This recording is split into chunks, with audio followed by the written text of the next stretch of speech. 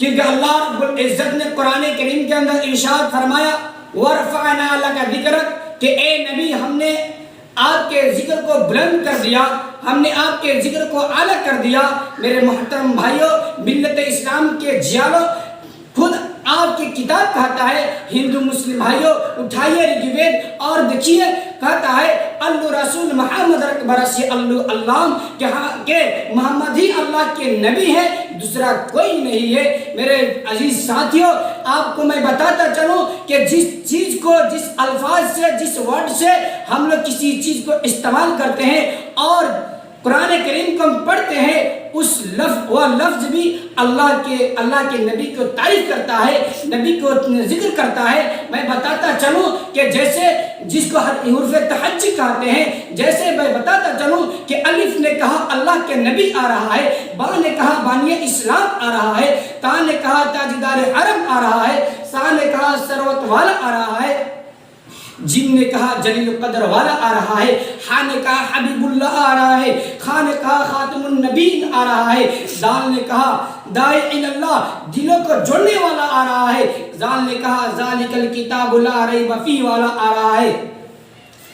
را نے کہا رحمت للعالمین آ رہا ہے، زا نے کہا زمانوں کا سردار آ رہا ہے،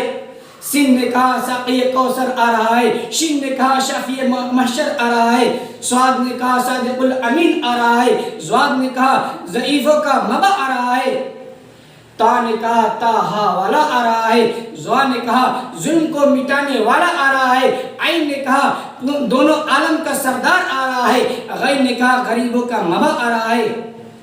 فا نے کہا فتح مکہ والا آ رہا ہے، قاف نے کہا قرآن والا آ رہا ہے، کاف نے کہا کلمہ والا آ رہا ہے، لام نے کہا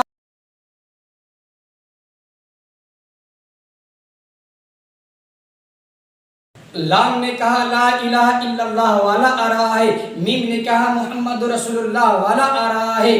واو نے کہا والضحیٰ والا آ رہا ہے، نون نے کہا نبیوں کا سردار والا آ رہا ہے، واو نے کہا والضحیٰ والا آ رہا ہے، ہا نے کہا ہدایت والا آ رہا ہے، یا نے کہا یتیموں کا وارث آ رہا ہے۔ میرے عزیز ساتھیوں، ہندو مسلم بھائیوں، بتائیے کہ وید کہتا ہے اللہ رسول محمد اکبر سے اللہ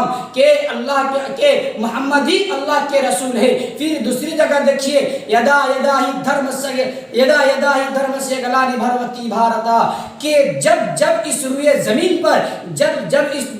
زمین کے اوپر ظلم ذاتی بڑھتا ہے، برائی بڑھتا ہے، تو ایشور اپنا روپ ظاہر کرتا ہے، پرمیشور اپنا روپ ظاہر کرتا ہے۔